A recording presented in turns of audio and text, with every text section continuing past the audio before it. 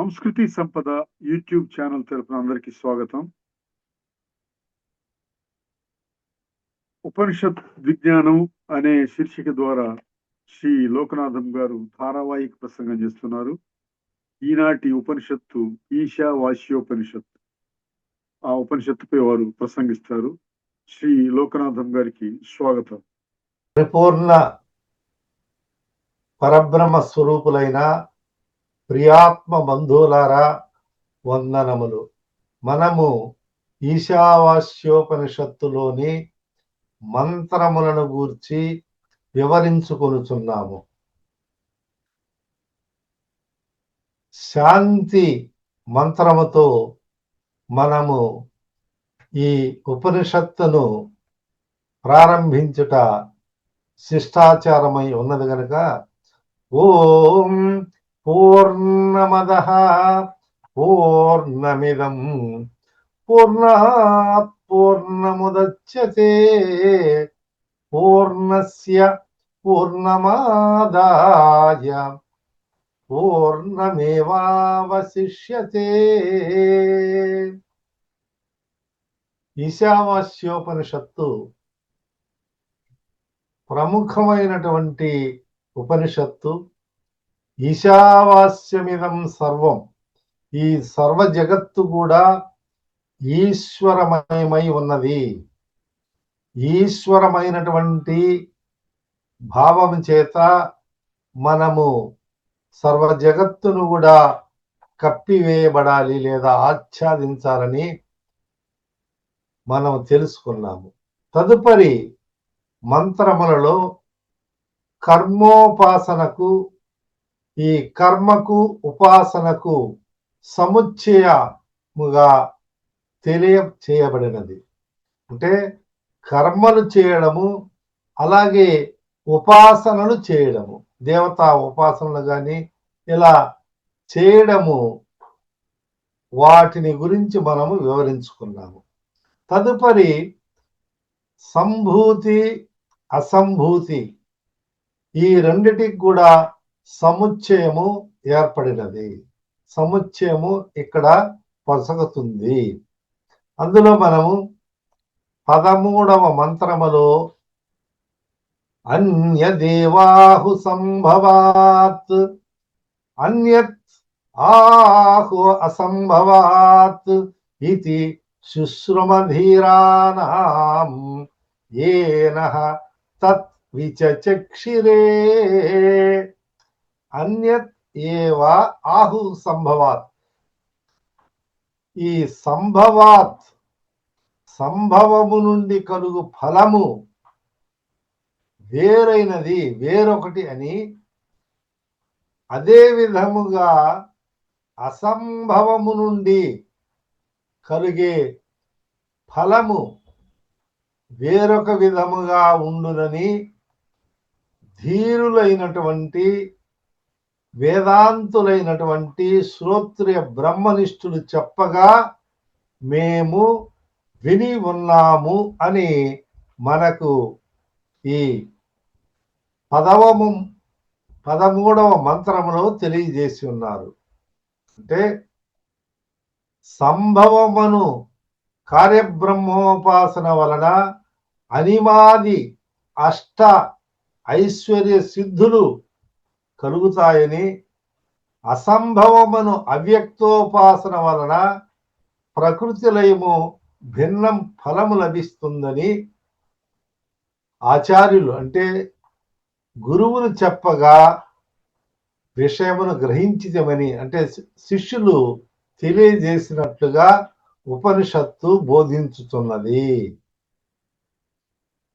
మనము తెలుసుకున్నాం. సంభవమనగా సంభూతి, దీనినే కార్యబ్రహ్మ, హిరణ్య గర్భుడు, వ్యక్తము, వ్యాకృతము, అంటే ఈ వ్యక్తమైనటువంటివి, కనిపించేటటువంటివి, వ్యాకృతమైనటువంటి సర్వవ్యాపకమైనటువంటి ఈ కార్యము ద్వారా, ఈ హిరణ్య గర్భుని ద్వారా ఇవన్నీ కూడా మొట్టమొదట హిరణ్య గర్భుడి ద్వారా సృష్టి జరిగి ఇవన్నీ ఏ విధంగా వ్యక్తమైనవో వాటిని గురించి సంభవము, సంభూతి అని తెలియజేసినారు.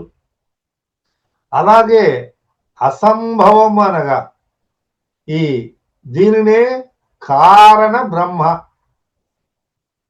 అవ్యాకృతము, అవ్యక్తము, ప్రకృతి లేదా అవిద్య.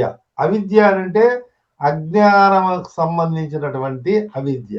ప్రకృతి, ఈ ప్రకృతి మూల ప్రకృతి, మూల అజ్ఞానము లేదా సాత్విక, రాజస, తామస గుణములతో నిండి ఉన్నటువంటిదని మనం తెలుసుకున్నాము. అంటే ఇవన్నీ కూడా అసంభవానికి అవ్యాకృతమని, కారణ బ్రహ్మమని, అవ్యక్తమని, ప్రకృతి అని, అవిద్య అని రకరకాల పేర్లతో సమానార్థకములతో వ్యవహరించబడుతున్నవి. అయితే ఈ రెండింటికి భిన్న భిన్న ఫలములు ఉన్నాయి. అంటే ఏ ఉపాసన చేస్తే దానికి ఒక ఫలము, అసంభూతి ఉపాసన చేస్తే వేరొక ఫలం. ఇట్లా వేరు వేరు ఫలములు కలుగుతాయని ఉపనిషత్తు తెలియజేస్తున్నది. అంటే అనిమాది అష్టైశ్వర్యములు, అనిమయ, లఘుమయ, మహిమయ, ప్రాప్తి, ప్రాకామ్యము, వశిత్వము, ఈశత్వము, యతకామావ సాయి అని 8 సిద్ధులు. అష్టసిద్ధినౌ నిధికే దాత, అసవర దీర్ఘ జానకి మాత. ఈ అష్టసిద్ధులు అనేటువంటివి అలాగే కనకధార స్తోత్రంలో కూడా, లక్ష్మీ స్తవములో కూడా అష్ట పూజించడం వల్ల, ఉపాసన చేయడం వల్ల ఈ అష్ట సిద్ధులు కలుగుతాయని శాస్త్రములో తెలియజేయబడింది. ఇట్లా ఈ ఉపాసన కార్యబ్రహ్మ అయినటువంటి హిరణ్య గర్భుని ఉపాసించడం వల్ల ఇటువంటి సిద్ధులు ఉన్నాయి. అందులో ఆంజనేయుడు మొదలైనటువంటి వారికి ఇటువంటి సిద్ధులు కలిగినాయి. అలాగే ఎవరైతే ఇటువంటి ఉపాసన చేస్తారో వాళ్లకు రకరకాలైనటువంటి సిద్ధులు, ఈ 8 రకాలైనటువంటి సిద్ధులు కలిగినాయని మనము తెలుసుకున్నాం. అంటే అనిమ అంటే స్థూలుడై ఉండి కూడా సూక్ష్మ శరీరధారి అయి సూక్ష్మంగా అతను సంచరించగలడు, లేదా సూక్ష్మ రూపి అయి ఉండగలడు. ఇతరులు కనుగొనలేనటువంటి సూక్ష్మాతి సూక్ష్మగా క్రిమి కీటకాలు ఉన్నటువంటి సూక్ష్మ రూపంలో కూడా ఉండగలడని, అట్నే వివిధ రకాలైనటువంటి వాటిని గురించి మనం తెలుసుకున్నాం. అంటే ప్రాకామ్యం అనగా సంకల్పమునకు విరోధం లేకుండా, తను ఏది సంకల్పిస్తే దానికి ఎదురు లేకుండా అతను నీటిలో కానీ భూమిలో కానీ మునిగి తేలగలడు. అంటే ఈ ప్రాకామ్య సిద్ధి చేత భూతముల స్వరూప మూర్త్యాదులచే నిరోధింపబడదు గాని ఆ సాధకునికి ఎచ్చట కూడా ప్రతిరోధం ఉండదు, అతనికి ఎదురు ఉండదు అనే భావాన్ని మనం తెలుసుకున్నాం. అట్టే వశిత్వము అంటే ఘట భౌతికాములను తన అధీనముందు ఉంచుకునుట, తన వశపరుచుకునుట. వ్యక్తులను కానీ లేకపోతే ప్రకృతిలో ఉన్నటువంటి వస్తువులను కానీ తన అధీనంలోకి తెచ్చుకోగలడు. మనము సాధారణమైనటువంటి వ్యక్తులు, ఈ ఇంద్రజాలికులు, ఇటువంటి క్రియలంతా చేసే వాళ్ళంతా కూడా హిప్నాటిజం చేసి వాళ్ళను వశపరుచుకొని ఆ విధంగా చేయగలరు. అంతేకాదు తనకు కావలసినటువంటి వ్యక్తిని కూడా తన వశము పరుచుకోగలిగినటువంటి ఈ శక్తి, ఈ వశిత్వం అనే సిద్ధికి ఉన్నది. కానీ ఇటువంటి ఎన్ని సిద్ధులైనా కూడా ఇవన్నీ నిష్ప్రయోజనములే. అలాగే ఈశత్వం అనగా భూత భౌతికములను ఉత్పత్తి స్థితి నాశనంలో వనర్చు శక్తి కూడా, అంటే ఈశ్వరుడు ఏ విధంగా సృష్టి చేయగలడో ఆ విధంగా కూడా ఇతను కొన్ని సృష్టించగలడు. మనం చూస్తూ ఉంటాం అక్కడక్కడ. మామూలుగా నేను కూడా ప్రత్యక్షంగా చూశాను. ఒక భిక్షగాడు వచ్చి అతను విభూది పెట్టి నాకు డబ్బులు ఇవ్వన్నాడు. నా దగ్గర లేదంటే లేదు, ఇంట్లో ఉండైపోయి తీసుకొని రాపో అని చెప్తున్నాడు. అంటే ఆఖరికి ఈ విధంగా ఇటువంటి సిద్ధులను వాళ్ళు గురువుల ద్వారా తర్వాత ఉపాసన ద్వారా కొంతమంది పొంది ఉన్నారు. అది మనం ప్రత్యక్షంగా అప్పుడప్పుడు మనం చూస్తూ ఉంటాం అన్నమాట. కాబట్టి ఇటువంటి సిద్ధి ఈ ఒక్క హిరణ్య గర్భోపాసన వల్ల కలుగుతున్నది. అట్లే సత్య సంకల్పవత్వమే యతకామావ సాహిత్యం అనే సిద్ధి. ఇది సిద్ధించిన అతడు తాను సంకల్పించినట్లుగా భూతములు అంటే ప్రకృతిలో ఉన్నటువంటి భూతముల యొక్క స్వభావాన్ని మార్చగలడు. అంటే ఉదాహరణకు ఒకరికి పాము గరిచింది, లేకపోతే తేలు గరిచింది, విషము ఎక్కింది. ఆ విషం ఎక్కినప్పుడు మనిషి ప్రమాదానికి గురి అయి చనిపోయేదానికి కూడా ఆస్కారం ఉంది. అంటే ప్రాణాపాయం ఉంది. కానీ ఇతను తన సిద్ధుల చేత ఆ విష ప్రభావాన్ని తగ్గించగలడు, పోగొట్టగలడు అన్నమాట. అంటే ఈ ప్రమాదము నుంచి తప్పించే గుణము దానికి ఇతను సర్వసమర్థుడై అటువంటి విషాలనంతా కూడా హరింప చేయగలడు. మామూలుగా అయితే అట్లా చేయకుండా ఉన్నటువంటి వాళ్ళకైతే ప్రమాదం జరిగి విషము ద్వారా చనిపోయేదానికి ఉన్నది. దయానంద సరస్వతి వారు కూడా ఇటువంటి కొన్ని సిద్ధులు కలిగి ఉన్నారని, వారికి విషప్రయోగం చేసినప్పుడు కూడా ఆయన తెలుసుకొని నివారించినారని కూడా చరిత్రలో మనము విని ఉంటాం. అట్లే సొరకాయ స్వామి ఇటీవల కాలంలో ఉన్నటువంటి వాళ్ళల్లో కూడా కొంతమంది ఉన్నారు. ఇప్పటికి కూడా కేరళ దేశంలో చాలా మంది ఇటువంటి సిద్ధులు ఉన్నారు. సత్యసాయి బాబా దగ్గర కూడా భూతి ఇవ్వడము, మరి కొన్ని నగలు సృష్టించి ఇవ్వడము అనేది చేసినటువంటిది చాలా మంది మీలో చూసే ఉంటారు. కానీ విషమనందలి ప్రాణ హరణ శక్తిని నివర్తింప చేసి అందు జీవన శక్తిని ఆపాదించాలి. అంతే, దాన్ని నివర్తించగలడు. కానీ అట్లనే ఈ మార్పులో అతను ఇప్పుడు చంద్రుడు ఉన్నాడు, చంద్రుడిని నేను సూర్యుడిగా చేయగలను, సూర్యుడిని చంద్రుడిగా చేయగలనంటే అది కాదన్నమాట. అంటే ఈ ఈశ్వర సృష్టిని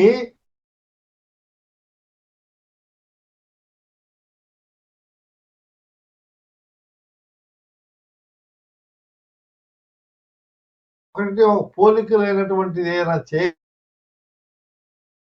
పదార్థ తత్వాన్ని మార్చలేడు, పదార్థాలను మార్చలేడు అని ఇటువంటి సిద్ధుల వల్ల, అనిమాది అష్ట సిద్ధుల వల్ల ఇవన్నీ ఈ హిరణ్య గర్భోపాసకులు కలుగుతాయి.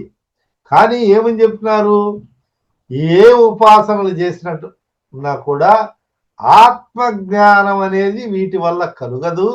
ఈ సిద్ధులంతా కూడా ఈ పదార్థలో ఉన్నటువంటి ఈ సిద్ధులంతా కూడా ఇవి తాత్కాలికమైనటువంటివే కానీ జాతి దేశ కాలావస్థ భేదములచే నియత భావములు కావు. తాత్కాలికంగా ఈయన చేయవచ్చు, చెందవచ్చా, కానీ ఇవి స్థిరమైనటువంటివి కావు.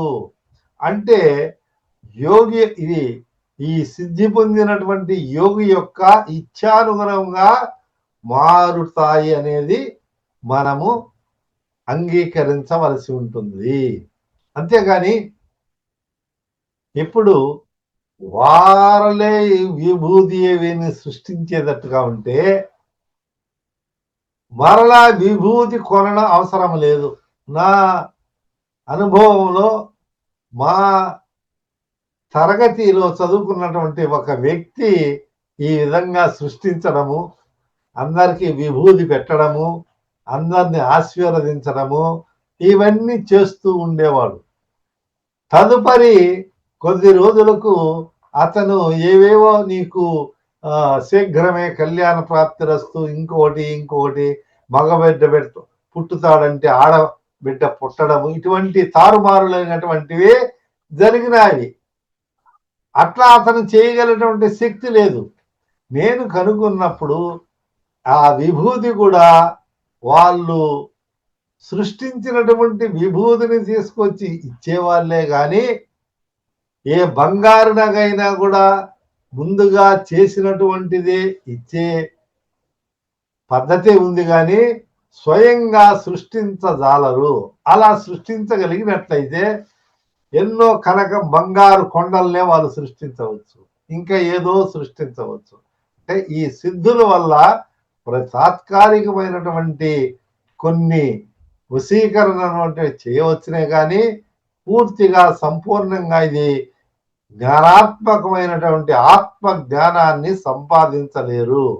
అందువల్ల హిరణ్య గర్భోపాసకులకు ఇటువంటి సిద్ధులు కలిగినప్పటికీ అట్టే అవ్యక్తోపాసకులైనటువంటి ప్రకృతి లీనులై ఉపాసనా దైవం పొంది చాలా కాలము ఆ భావాల్లోనే మునిగి ఉంటారు. అంటే వాళ్ళు లయించిపోతారు. ఇటువంటి మేము గొప్ప, మేము చేయగలము, దీనివల్ల మేము ఈ విధంగా చేయగలము, మీరు చేయలేరు, మేము సృష్టించగలము అని ఆత్మ జ్ఞానానికి విరుద్ధంగా, తద్విరుద్ధంగా యథార్థమైనటువంటి బ్రహ్మజ్ఞానం అనేది తెలుసుకోకుండా ఇటువంటి సిద్ధుల వల్ల తాను ఉనికిని కోల్పోతాడు. అందువల్ల సంభూతి అసంభూతి ఉపాసకుల కంటే ఈ సంభూతి ఉపాసకులు కూడా ఎక్కువ కాలము ఆత్మ జ్ఞానం లేక బ్రగ్గవలసి ఉంటుంది. అంటే ఆ జ్ఞానం అనేది ఈ ఆత్మ జ్ఞానం ఉన్నప్పుడే మోక్షము కలుగుతుంది, తద్వారా విముక్తి ఏర్పడుతుంది, సంసార బంధ విముక్తి కలుగుతుంది.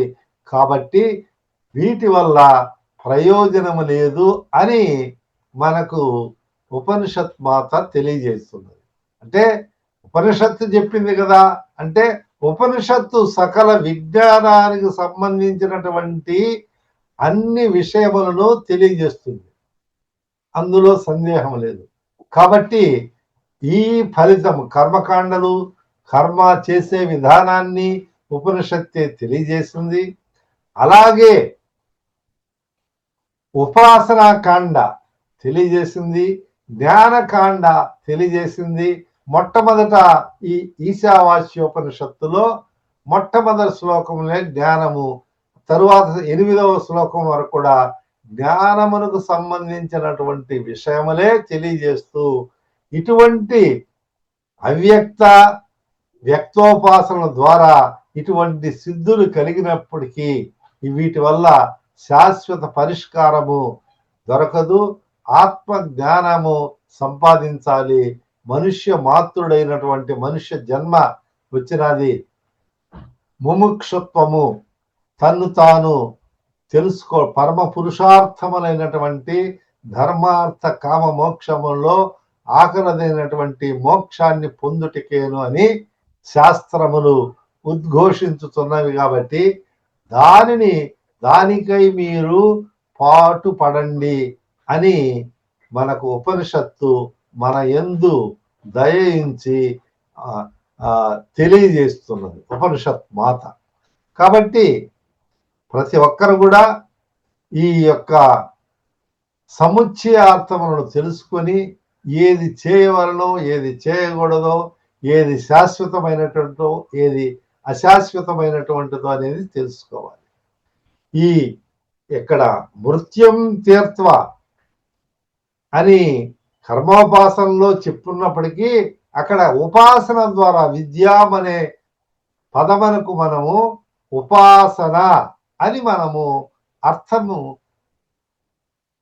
చేసుకోవాలి. అంటే పద ప్రయోగంలో ప్రయోగించినప్పుడు ఆ పదాలకు ఉన్నటువంటి అర్థమును సందర్భోచితంగా గ్రహించాలి అని భాష్యకారులు అందరూ కూడా తెలియజేశారు. కాబట్టి మనమందరం కూడా ఉపనిషత్తులను బాగా అధ్యయనం చేసి లోతుగా విచారణ చేయాలి. ఈ ఉపనిషత్ మంత్రాలను చదివితే మాత్రము చాలదు, ఆ చదివిన లేదా ఉపన్యాసములు శ్రవణం చేసి వినిన తరువాత మననము చేయాలి. మాటి మాటికి మననము చేయాలంటే చెప్పిన విషయాన్ని పునరపి మాటి మాటికి మనము వాటిని మననము చేసే దాని వలన మనకు విషయం అనేది స్పష్టత దొరుకుతుంది. ఆ విషయ పరిజ్ఞానాన్ని మనం బాగా చక్కగా గ్రహించవచ్చు. కనుక ఉపనిషత్ విజ్ఞానాన్ని మనము చక్కగా తెలుసుకోవాలంటే శ్రవణం చేయాలి, మననం చేయాలి, మాటి మాటికి వాటిని గురించి తెలుసుకుంటూ ఉండాలి. తరువాత నిధిధ్యాసం కూడా చేయాలి. అంటే ఇటువంటి జపం కానీ ధ్యానం కానీ ఈ ఉపాసనలు కానీ కూడా ఒక విక్షేపము లేకుండా నిర్విషయం మనః, ధ్యానం నిర్విషయం మనః, అటువంటి విషయాలను తదేక దృష్టితో ఏకాగ్ర బుద్ధితో ఏకాగ్ర మనస్కులై మనము ఉపాసన కూడా చేయవలసి ఉంది. కాబట్టి తద్వారా మనము ఆత్మ జ్ఞానాన్ని సంపాదించుకునేదానికి, ఆత్మ జ్ఞానాన్ని పొందేదానికి వీలుంటుంది. ఆత్మ జ్ఞానము చాలా మంది ఇది సాధన ద్వారా వస్తుందా, ఇది సిద్ధ వస్తువా అంటే ఆత్మ జ్ఞానం అనేది సిద్ధ వస్తువే. అది దాన్ని ఎవరు సృష్టించ పని లేదు. అది వస్తుతః సిద్ధమై ఉన్నది. కానీ ఈ సాధనలంతా ఎందుకండి మరి అని మీకు సందేహం కలగవచ్చు. తప్పు లేదు. కానీ ఎంతమందికి ఇది సిద్ధ వస్తువు అని తెలుసు? ఏ సాధన చేస్తే ఏ విధంగా వస్తుందో ఆ విధానంగా ఇటువంటి సాధనలంతా చేసే దాని వలన మనకు ఆ ఉన్నటువంటి విషయాన్నే మనము సిద్ధి పొందుతాం. కొత్తగా సృష్టి సాధ్యమైనటువంటి కాదు, అది ఒక కృషి వల్ల వచ్చే మనం ఆత్మ జ్ఞాన విచారణ వల్ల మనం పొందగలిగినటువంటి. ఇప్పుడు ఘటం కానీ మఠం కానీ ఇంకొక లోకంలో ఉన్నటువంటి ఆభరణాలు కానీ ఇవన్నీ సాధ్య వస్తువులు, అంటే ఒకరి చేత తయారు చేయబడతాయి. కానీ ఈ ఆత్మ జ్ఞానం అనేది సిద్ధ వస్తువు, అది సిద్ధంగానే ఉన్నది. అంటే దీపము వెలిగించినప్పుడు ఏ విధంగా అక్కడ ఉన్నటువంటి చీకటి అంధకారం వైదొలిగి ప్రకాశం వస్తుందో అక్కడ ఉన్నటువంటి చీకటి ఎప్పుడైతే ఈ దీపం వెలిగిందో ఆ దీపకాంతిలో చీకటి మటుమాయమైపోయింది. అదే విధానంగా ఇక్కడ ఈ మనము చేసే సాధనల ద్వారా ఇది జరుగుతుంది తప్ప దాన్ని కొత్తగా ఉన్నటువంటి సృష్టించేది కాదు.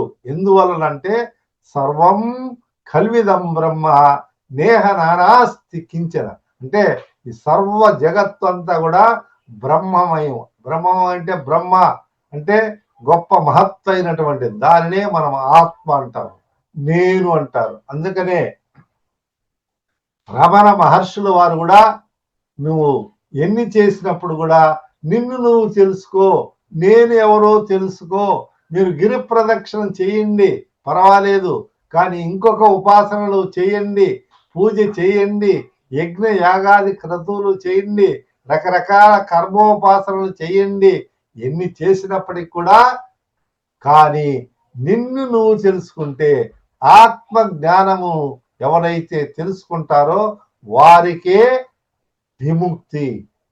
దేని నుంచి విముక్తి? ఈ జన్మ సంసార బంధము నుండి విముక్తి అవుతాడు. అనగా పుట్టుట చచ్చుట, జననము మరణం అనేది ఈ వ్యక్తికి ఉండవు. అంటే బ్రహ్మప్రాప్తిలో లీనమైపోతాడు.